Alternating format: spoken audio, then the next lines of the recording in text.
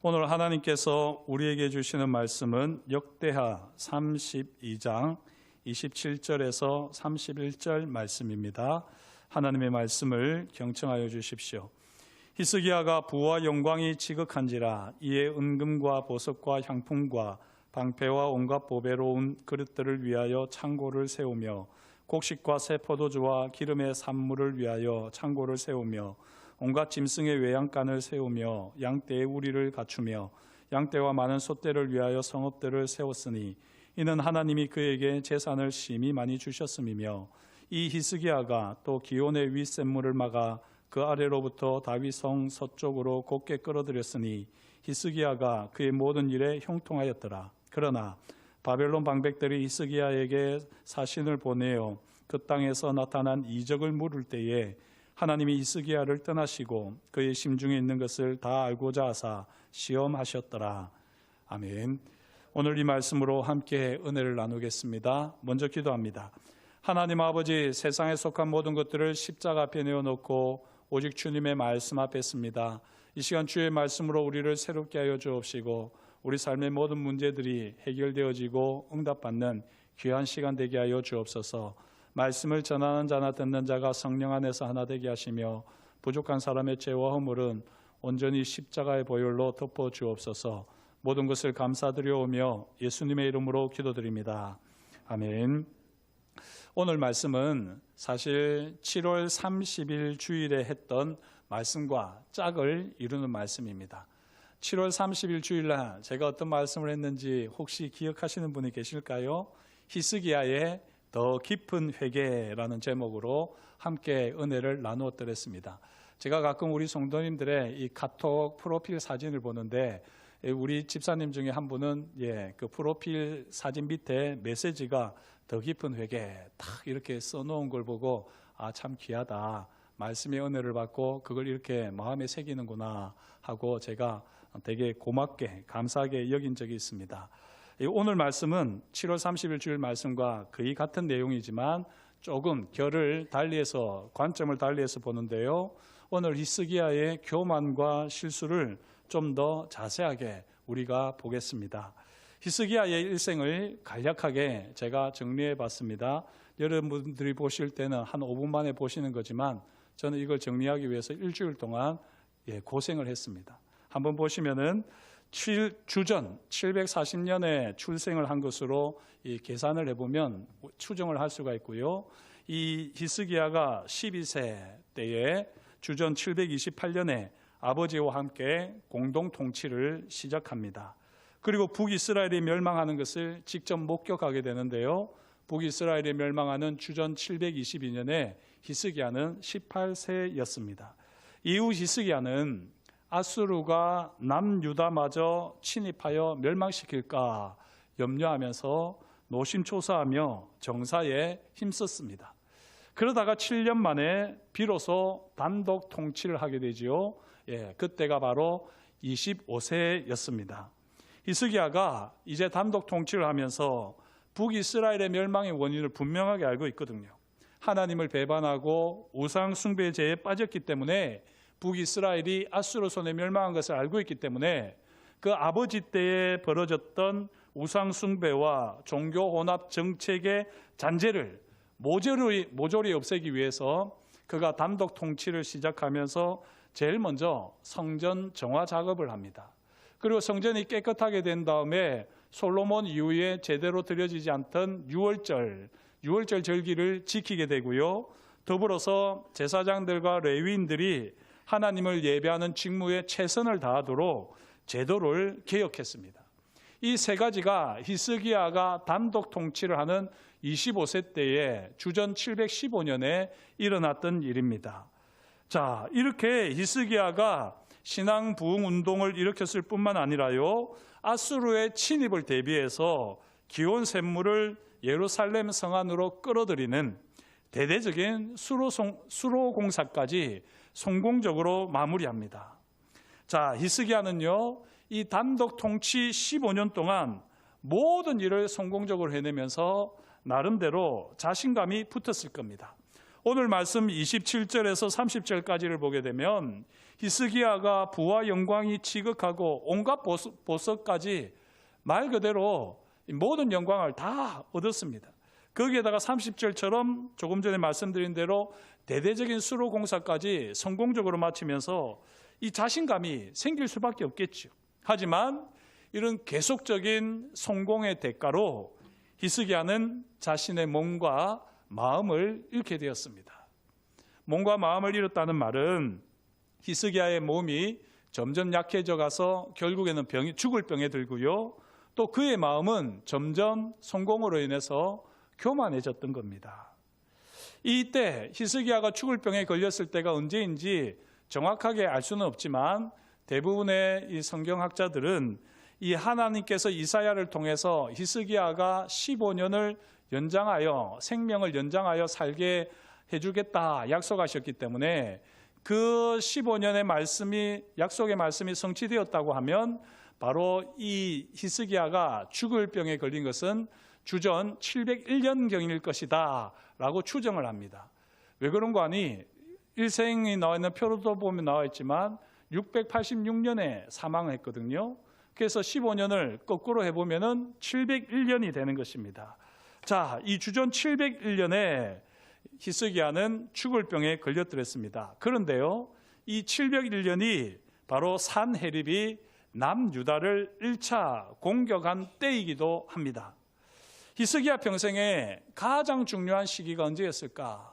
히스기야의 삶에 있어서 완전히 삶이 전환되는 터닝 포인트가 언제였을까?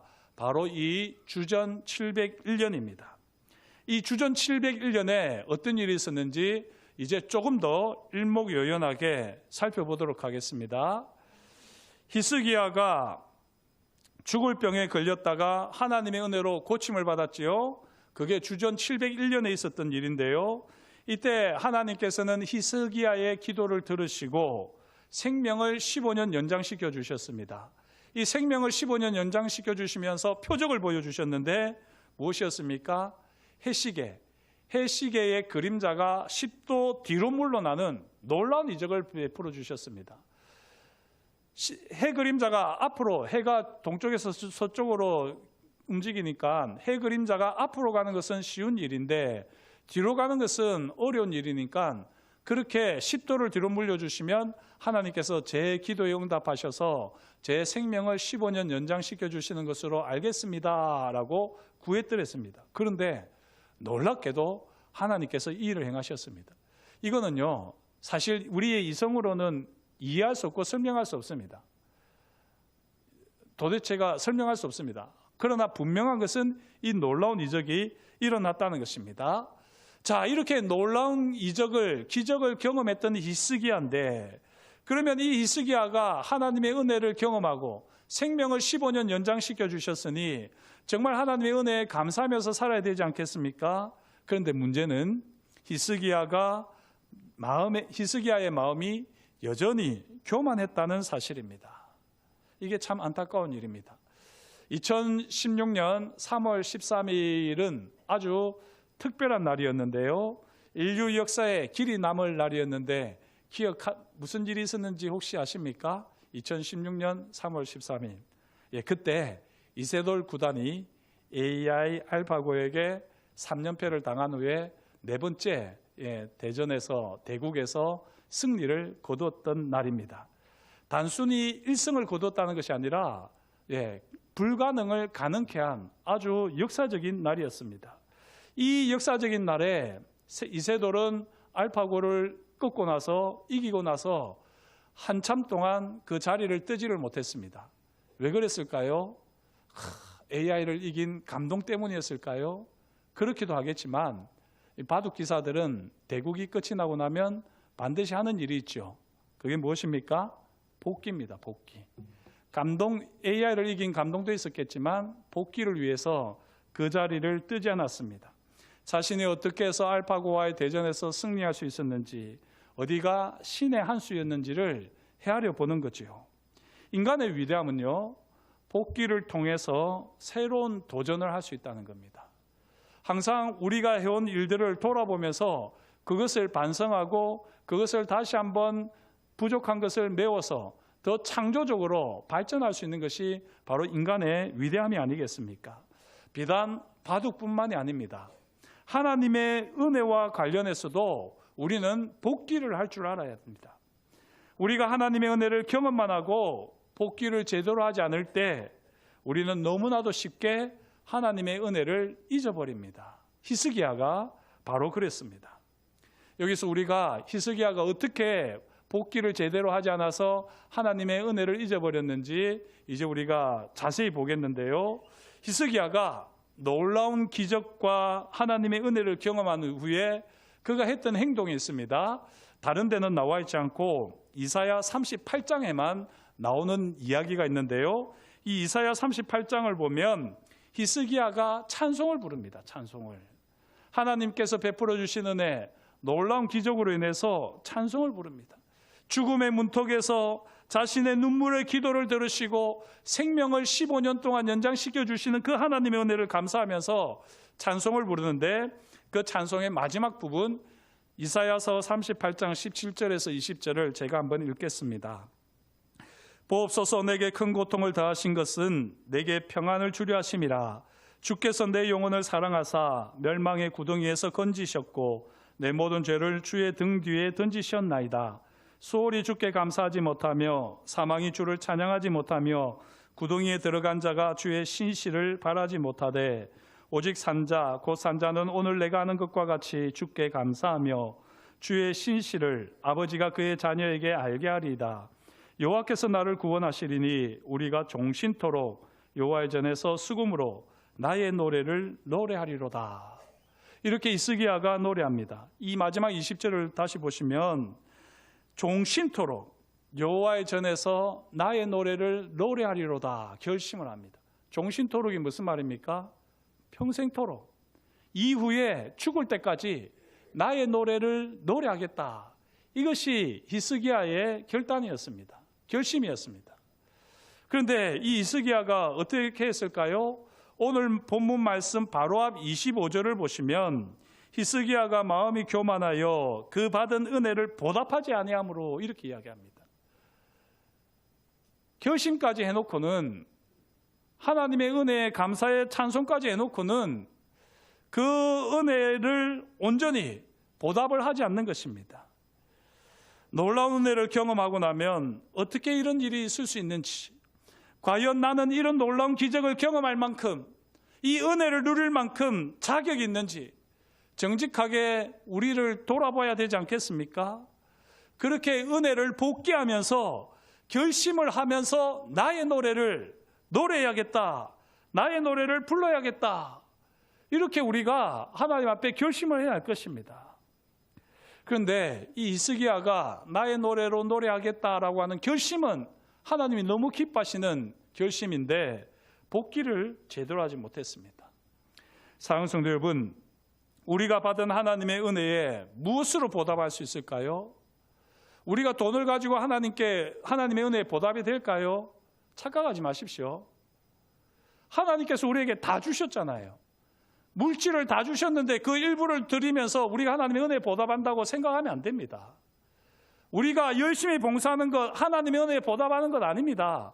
하나님께서 우리에게 주신 것에서 일부를 가지고 우리가 열심히 땀 흘리고 눈물을 흘리는데 이게 보답일까요? 글쎄요. 그거는 당연한 일인 겁니다. 당연한 일. 그리고 그 당연한 일도 사실 우리는 잘 못하는데 정말 우리가 하나님의 은혜에 보답하려고 하면 내가 받은 은혜에 맞게 나의 노래를 노래하는 것입니다. 사랑하는 성도 여러분, 저와 여러분들이 하나님의 은혜를 깊이 헤아리시면서 하나님께서 베푸신 은혜에 맞는 나의 노래로 하나님 앞에 노래할 수 있기를 축복합니다. 히스기야는 마음이 교만해가지고 하나님의 은혜를 온전히 헤아리지 않았습니다. 헤아렸지요. 하지만 온전히 헤아리지 않았습니다. 히스기야는 마음이 교만하여서 하나님의 은혜를 감사하되 깊이 감사하지 않았습니다. 히스기야는 마음이 교만하여서 하나님의 은혜에 보답은 하되 온전히 보답을 하지 않았습니다. 결정적으로 히스기야는 이사야서 38장 말씀과 연관지어서 보게 되면 자신의 노래로 평생을 노래하겠다고 결심을 했지만 그 결심을 제대로 지키지 못했습니다. 사랑하는 성도 여러분, 이 말씀을 따라서 진지하게 여러분들께 묻습니다. 제가 가끔 말씀드리는데요, 우리가 진짜 그리스도인이라고 하면 자기의 찬송가 18번은 있어야 됩니다. 제가 우리 구역에 가서 꼭 가정 신방을 가면 어떤 찬송을 드릴까요? 라고 묻지요. 그 당신에게 18번이 있습니까? 찬송가 18번이 있습니까? 라고 묻는 것입니다. 그러면 어떤 분들은 목사님 아시잖아요. 이렇게 대답하십니다. 진짜 압니다. 예, 그분들이 항상 신방할 때마다 부르는 찬송이 뭔지 알고 있기 때문에 사실 그 찬송을 부를 때는 그 권사님이 생각나고 그 집사님이 생각이 나서 그 찬송과 함께 그분들을 올려드릴 때도 있습니다. 이렇게 우리의 찬송가 18번, 나의 노래가 있어야지 됩니다. 바라기는 지금까지 베풀어 주신 하나님의 은혜에 우리가 감사하고 보답할진대 하나님 앞에 늘 드리는 나의 노래가 있기를 다시 한번 주의 이름으로 축복합니다. 그런데 히스기야는 이게 없었어요. 결단을 했음에도 불구하고 자신의 노래로 하나님께 드리는 찬양이 없었습니다. 그래서 하나님께서는 바벨론 사절단을 보내서 히스기야를 시험합니다. 여기서 한 가지 의문이 들지요. 왜 하나님께서 오늘 31절 말씀처럼 히스기야를 떠나시고 히스기야의 심중에 있는 것을 다 알고자 하여 그를 시험하셨을까요? 하나님께서 시험하셨다는 것도 조금 불편하게 여겨질 수 있는데 뭐 그렇게 히스기야의 심중에 있는 것을 다 알고자 하여 시험하셨다는 겁니까? 사실 하나님께서 히스기야의 심중에 있는 것을 몰라서 시험을 하실까요? 전지전능하신 하나님께서 그렇지 않습니다. 우리가 왜 시험을 치르죠? 우리 정말 시험을 싫어하는데 학생들만 시험을 싫어하는 게 아니라 선생님들도 시험을 싫어하죠. 왜냐하면 시험 문제 출제하는 게 보통 힘든 일이 아니거든요. 그럼에도 불구하고 시험 문제를 출제합니다. 왜 그렇습니까? 시험을 통해서 학생이 어떤 수준인지를 알기 위해서, 또 시험 이후에 어떻게 가르쳐야 할지를 알기 위해서 시험을 치릅니다. 하나님께서 그런 이유 때문에 정말 히스기야에게 시험을 허락하셨을까요? 하나님은 이미 다 알고 계시죠. 하나님께서 히스기야를 시험하신 이유는 하나님께서는 히스기야를 아시지만 히스기야는 자신을 모르기 때문입니다. 자신을 모르니까 이 시험을 통해서 자신을 좀 알라고 하나님께서는 시험을 치르시는 겁니다. 이것을 잘 이해하셔야지 됩니다. 우리가 우리 자신을 모르는 만큼 우리는 하나님을 모릅니다. 자기 자신을 모르면서 하나님 막 안다고 하는 사람 보면 사실 속으로 되게 우스워요. 하나님을 모르면서 자기도 모르는 사람이 어떻게 하나님을 안다고 여기나. 그게 그렇게 되는 거죠. 그런데 반대로 하나님을 모르는 만큼 또 우리는 우리를 모릅니다.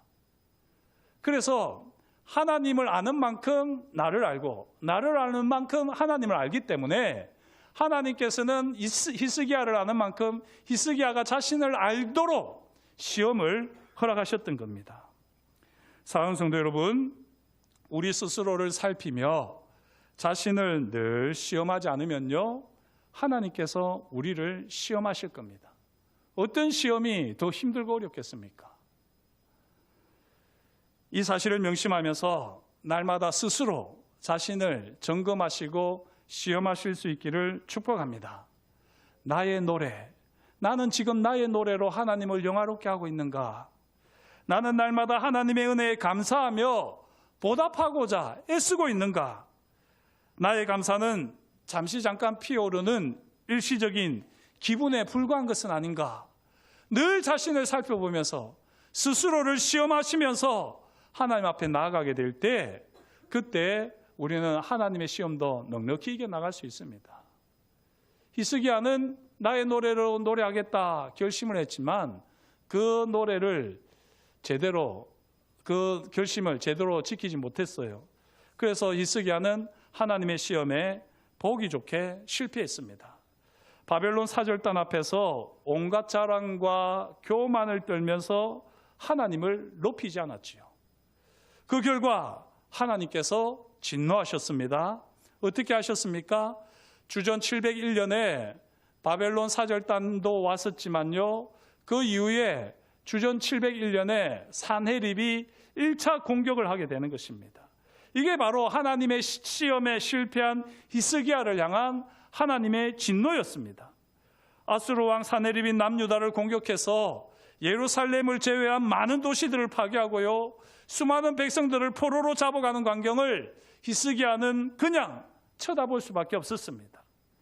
그러나 여기서 아주 중요한데, 히스기야는 하나님의 진노를 인정합니다.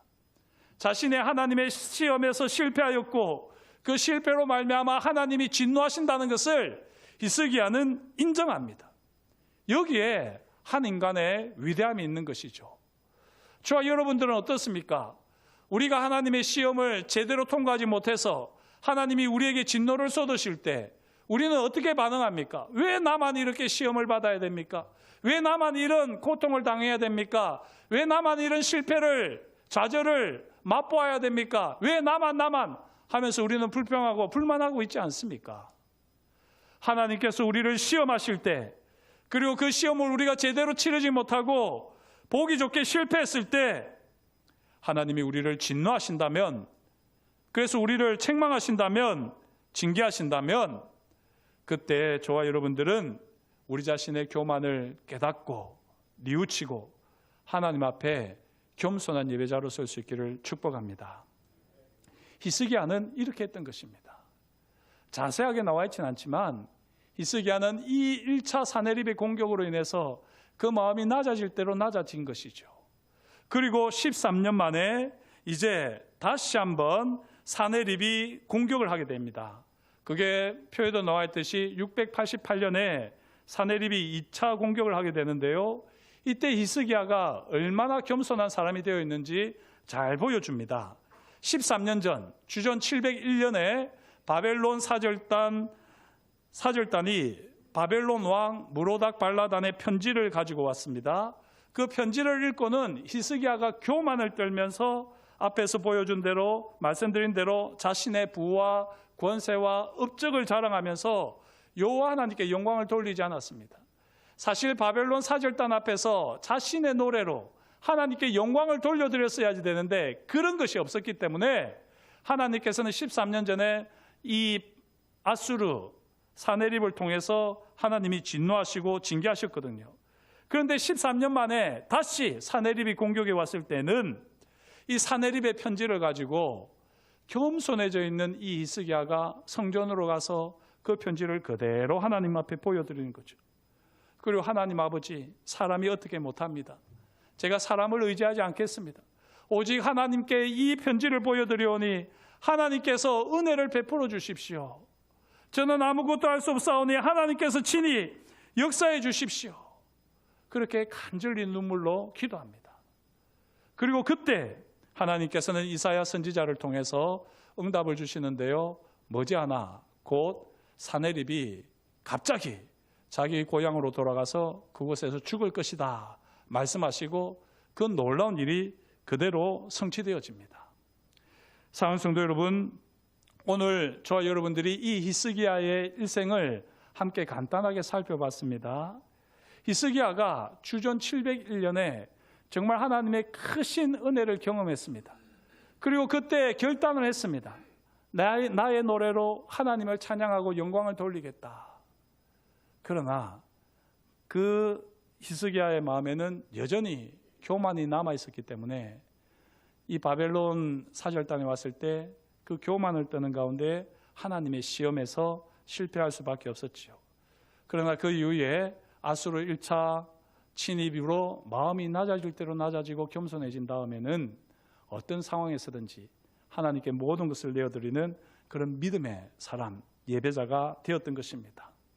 사랑하는 성도 여러분, 하나님의 시험은 우리를 넘어지게 하려는 올무가 아니지요.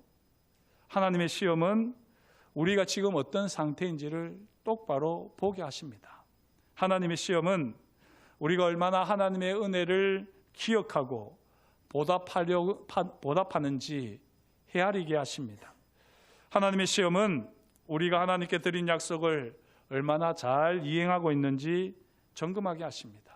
무엇보다도 하나님의 시험은요, 언제나 먼저 하나님의 은혜와 영광을 경험한 후에 온다는 겁니다. 이거는 제가 말씀을 보면서 정말 깨달은 아주 중요한 교훈입니다. 가만히 말씀을 보시면 늘 하나님께서는 시험이 있기 전에 그 시험을 이길 만한 은혜와 영광을 먼저 부어주십니다. 그래서 하나님의 은혜는 헛되이 받아서는 안 되는 겁니다. 하나님이 은혜를 주실 때에 제발 교만하지 마십시오. 하나님의 은혜를 주실 때 제발 딴 생각하지 마십시오. 더 하나님의 은혜를 사모하고 더 하나님 앞에 겸손하게 무릎 꿇어 엎드려 예배할 때에 그때 하나님께서는 우리를 더 높은 자리에 더 큰 영광으로 우리를 사용하실 것입니다. No crown, no cross. 이게 원래는 아니죠. No cross, no crown이지만 성경 말씀을 보면 No crown, no cross입니다. 영광 없이는 고난이 없는 것입니다. 하나님께서 항상 우리에게 그렇게 역사하십니다. 혹시 지금 하나님의 시험을 받고 당하는 것 같은 그런 어려움 가운데 있는 분이 있습니까? 가만히 지금까지 있었던 일들을 돌아보십시오. 하나님께서는 지금 당하는 시험을, 고난을 넉넉히 이길 만한 은혜를 분명히 주셨을 겁니다. 그런데 우리가 그걸 기억하지 못하는 거죠. 그걸 우리가 잊어버리고 잃어버리고 사는 거죠. 우리가 나의 노래로 내게 베풀어 주신 그 은혜에 감격만 하고 그 노래로 간정하고 영광을 돌리지 않는 삶을 살았기에 하나님께서 지금 이 고난을 우리에게 허락하시는 겁니다. 고난 가운데 있을 때 실망하지 마십시오. 좌절하지도 마시고 분노하지도 마시고 포기하지도 마시고 다시 한번 하나님의 은혜를 구하십시오. 그리고 하나님 앞에 부르기로 했던 나의 노래, 그 노래를 다시 한번 기억해내고 그 노래로 하나님을 영화롭게 하는 저와 여러분이 될 수 있기를 주의 이름으로 축복합니다. 오늘 마지막으로 우리에게 주시는 주님의 말씀이 여기 있습니다. 고린도전서 10장 12절 13절 말씀입니다. 그런즉 선줄로 생각하는 자는 넘어질까 조심하라. 사람이 감당할 시험 밖에는 너희가 당한 것이 없나니 오직 하나님은 미쁘사 너희가 감당하지 못할 시험 당함을 허락하지 아니하시고 시험 당할 즈음에 또한 피할 길을 내사 너희로 능히 감당하게 하시느니라. 아멘. 사랑하는 성도 여러분, 특별히 우리 여성도님들 이번 주간은 한가위 명절이 있습니다. 여성분들에게는 큰 시험이죠. 하나님께서 우리에게 시험을 허락하십니다. 이 시험을 잘 이길 수 있기를 축복합니다. 특별히 이길 수 있는 방법, 오늘 말씀을 따라 구체적인 적용을 알려드리는데요. 나의 노래 18번을 두세 개 정도 준비하십시오. 그리고 힘들고 어려울 때마다 그 찬송을 부르십시오. 누군가가 미워질 때마다 그 찬송을 부르십시오. 누군가가 전부 다가 나를 외톨이로 만들고 나를 오해하게 만들 때도 그때도 찬송을 부르십시오. 그렇게 찬송을 부르는 가운데에 하나님의 영광을 나타내시고 온 가족과 함께 행복한 한가위 명절이 되시기를 주의 이름으로 축복합니다. 기도하겠습니다. 하나님 아버지, 오늘도 주님께서 우리에게 말씀하여 주시니 감사합니다. 우리의 삶의 자리를 돌아볼 때에 하나님의 시험이 올 때 우리는 하나님 정말 마음이 상하고 또 마음이 흐트러질 때가 참 많았습니다. 그러나 하나님께서 시험을 허락하실 때는 그 전에 반드시 하나님의 은혜와 영광이 있었음을 이제는 기억하게 하여 주옵시고 그 은혜와 영광에 합당한 나의 노래로 우리가 당하는 시험까지도 넉넉히 이기게 하여 주옵시고 하나님의 기쁨, 하나님의 영광의 삶이 되어질 수 있도록 주여 우리 가운데 역사하여 주옵소서. 히스기야를 통한 하나님의 교훈을 우리가 확실하게 깨달아 싸우니 하나님의 은혜를 헛되이 받지 않게 하시고 그 은혜에 합당한 찬송으로 하나님을 예배하는 거룩한 예배자들이 다 되게 하여 주옵소서. 그렇게 우리 가운데 일하실 것을 인하여 감사를 드리오며 예수님의 이름으로 기도드립니다. 아멘.